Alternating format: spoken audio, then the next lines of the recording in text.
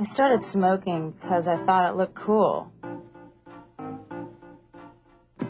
The whole image comes from people smoking in a movie. It goes back to James Dean and Marlon Brando. I started smoking with friends because it was fun, but eventually I started needing cigarettes. I never thought it would happen to me, but now I'm addicted.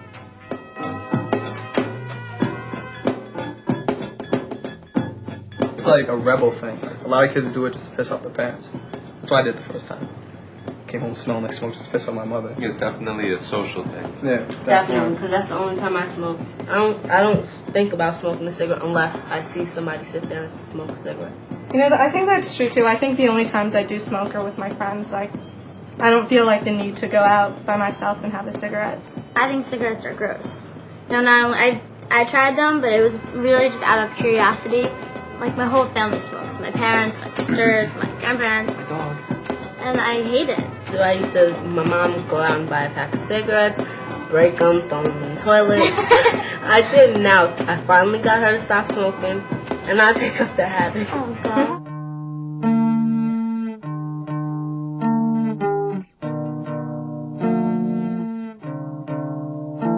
My name is Charles. I'm 18 and I started smoking when I was 12. I didn't know I was going to get addicted. It was more like a social thing. If you were with these type of people, you had to smoke. If you didn't smoke, you couldn't be with them. The smoke actually tastes bad in my mouth, but I knew it looked cool, so that made me want to do it even more. I started smoking when I was about 15 years old. I think it was just the typical teenage thing to do at the time. You know, you go through a period where everyone starts smoking, and I just started with everyone else, I guess. It's very common to experiment with tobacco use. The problem is that in tobacco smoke is nicotine, and nicotine is a dependent-producing chemical or drug. A way that you know that you're dependent is when you organize your day around smoking.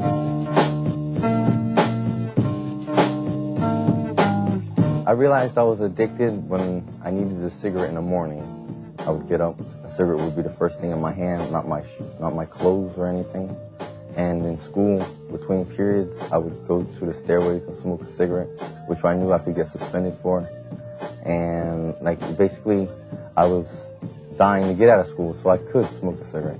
He can't do anything unless he has a cigarette, and it really makes him antsy and crazy if he doesn't have it. And he lashes out on everyone only because he doesn't have the cigarette in his body, and it really worries me that he's so dependent on them. The worst part of smoking is the addiction.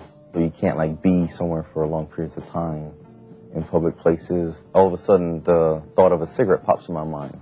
That distracts what I'm doing. I crave cigarettes certain times more often than others, like if I'm studying and it's been a long time, or I'm stressed out over homework. I feel like the cigarette relieves some stress. It is annoying that I'm addicted to a cigarette. I mean, it's a piece of paper with a filter, and I'm smoking this thing, and it almost seems like it has control over me and what I do and when I do it.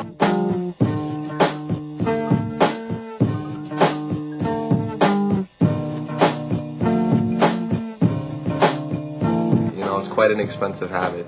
I'm spending $25 a week, smoke a pack a day. When I buy cigarettes, I just use a fake ID, and no one really gives me a problem. That's if they card me. Usually they don't.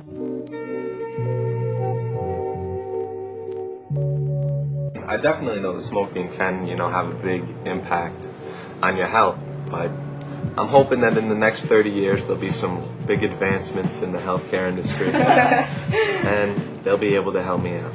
The longer you wait to quit, the harder it is to quit, and some of the damage is irreversible. And we know that smokers are much more likely to get cancer and heart disease and have very serious problems with breathing. I don't find myself trying to quit yet, though, because I don't really feel the effects of the actual cigarettes. I'm not waking up in the morning coughing and having these phlegm balls or anything coming out of me. The major dangers of smoking are silent. So unfortunately, until it's often very late, a smoker doesn't often know that they're having serious health problems. I had some great uncle or something who had to walk around all day with some oxygen and tubes in his nose and stuff, and I just like it was causing smoking, and he eventually died of lung cancer. When I play sports, I definitely do get more winded, but you know, it doesn't affect me that much. The short-term effects of smoking are increased blood pressure, heart rate, less stamina, less energy, appearance changes like yellow teeth, bad breath, yellow fingernails. His fingers get all yellow and disgusting, and his teeth become a nightmare. He has to brush his teeth all the time after, and he doesn't sometimes, so it's really like nasty to like kiss him or touch him or be near him, and he smells, his whole body reeks of cigarettes, and it makes me reek of cigarettes too. I'm attracted to guys who don't smoke. Only because, I don't know. The smell. Yeah, the smell, it just really bothers me. I guess one of the big reasons I don't smoke is because a lot of girls don't like kids who smoke.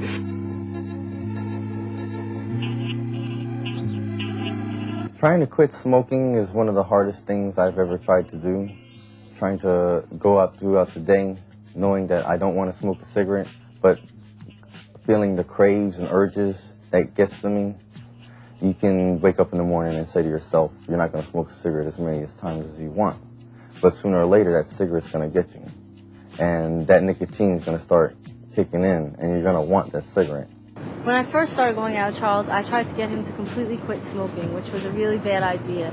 I should have just had him cut down slowly but surely, and that didn't happen, and it made his body really sick. It had a reaction to him not having any nicotine in his body, and he got really, really sick, and he started throwing up and doing all these things, and we couldn't control it. I started coughing like yellow mucus, phlegm. I felt very nauseous, very irritable. Some of the common signs of withdrawal are nausea, diarrhea, headaches, irritability, difficulty concentrating, restlessness, low energy, and an overall crummy feeling. They can last up to a week or two, being strongest a couple days after you've had your most recent cigarette.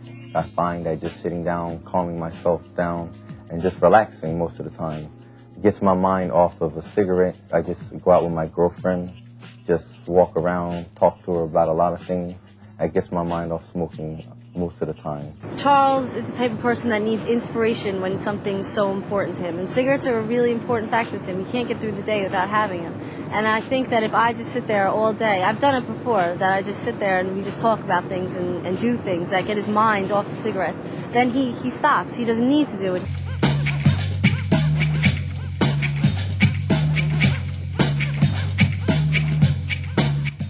I think all the advertising for tobacco companies is, it's just advertising. It's not, everyone says that it makes kids want to smoke, but I really doubt it. I don't think those advertisements work because of the fact that people do what they want to do regardless.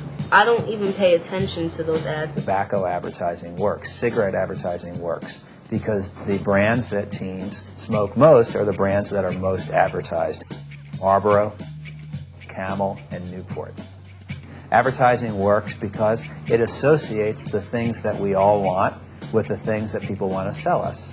We all want love, sex, a certain kind of success, some kind of achievement, adventure. When I first started smoking, I really didn't realize how many ads there were for smokers and cigarettes. But now that I am a smoker and I'm trying to quit, it seems that cigarette ads are almost everywhere. It makes me actually sometimes want to buy a pack of cigarettes if I don't have any on me, or just the constant reminder that I smoke, and sometimes how it looks good to smoke and how fun it can be, or it appears to be. The goal of the tobacco companies is simple. Through their advertising, they want to manipulate you. 90% of smokers start smoking before they're 18 years old. Tobacco companies know that. The cigarette companies are a business, and they want to make money. So they're going to do whatever they can to make money. And I don't blame them. If I was them, I'd be doing it too. I think that it's pretty scummy that the tobacco companies are doing that, because they're taking innocent, young adults, and they want them to be addicted to their product, and they know that it's going to harm them in some way, but they really don't care. They're really greedy, and all they care about is the money. Ultimately, it's your choice. It only works if you go along with it.